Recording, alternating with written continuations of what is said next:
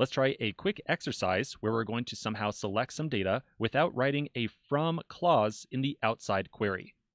So the goal here is to take a look at the phones table.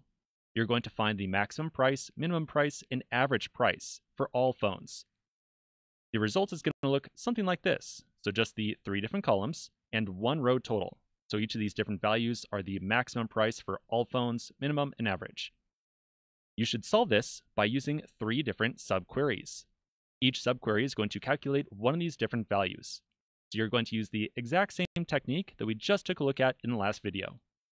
All right, so go ahead and give this a shot, and we'll come back together in the next video and go over a quick solution.